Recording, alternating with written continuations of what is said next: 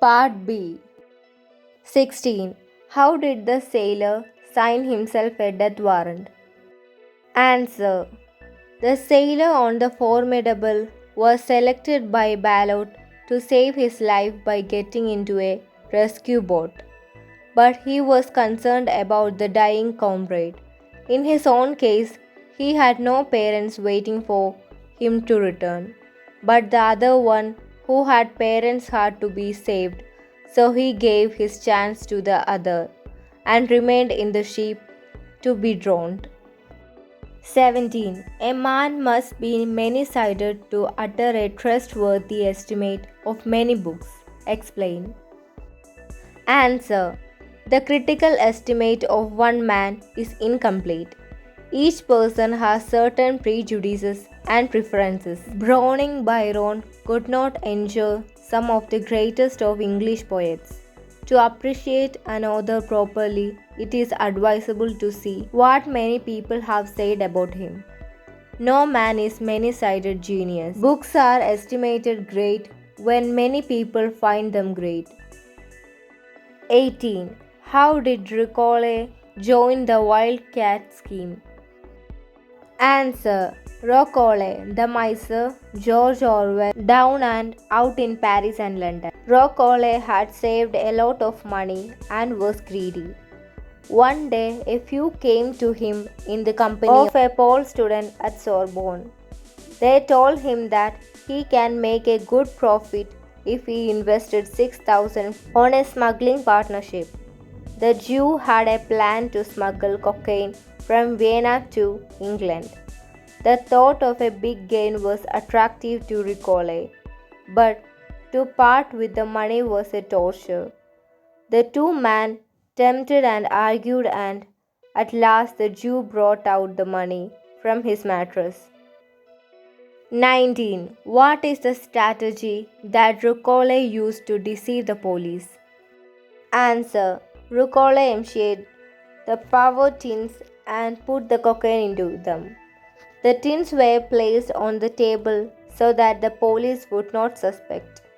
The police did suspect until Ricole made a wild grunt while Paul told them that the tins contained face powder. It's Ricole's fear and his greed for money that deceived them. 20. Describe the narrator's sadness at seeing the Gessler's brothers' dwindling business. Answer. The writer had great faith in Mr. Gessler. Though he made the finest shoe, his business was going down in the face of competition and advertising world. So he lost his customers and starved himself to death. The narrator really felt sad for the destruction of a man who did not care or the profit but for the complete satisfaction of the customer. 21. Comment on the images used in the poem Invictus. Answer. Poem refers to unconquerable human spirit and ability of humans to overcome adversity. It describes sufferings and pain of the poet with several images. Life on earth is covered with night, darkness, depression, or death. Earth as a dark pit from one pole to another, sufferings. God seemed to be pitiless and keep away from him, helplessness.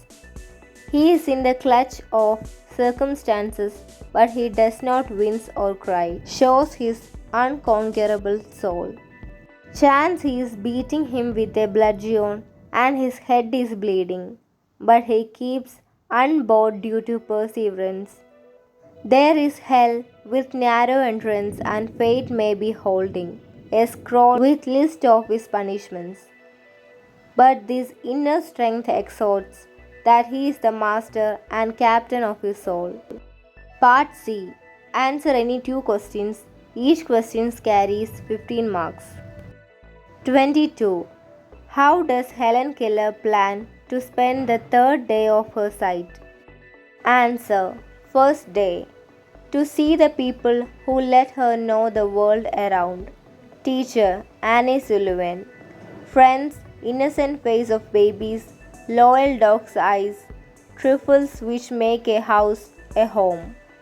Second day, sunrise, New York Museum of Natural History, World in a Nutshell, Metropolitan Museum, Man's Genius in Art, Theatre. Third day, domestic site of Long Island's green lawns, trees, flowers, neat little houses, peaceful village life. Then she wished to spend this day in the workday world of the present, amid the haunts of men going about the business of life, New York.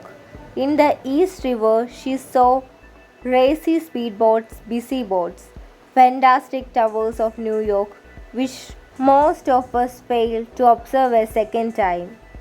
She had once gone to top of Empire State Building and seen the sight around through the eyes of her secretary. Now she will see it with her own eyes. Next, she will begin her rounds of the city, stand at a busy corner, merrily looking at people.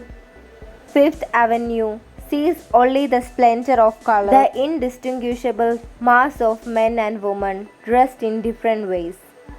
Park Avenue, slums and factories where one can see human misery. She concludes with an advice: make full use of their eyesight, as if tomorrow they may be stricken blind of all senses. Eyesight is the most delightful. Thanks for watching.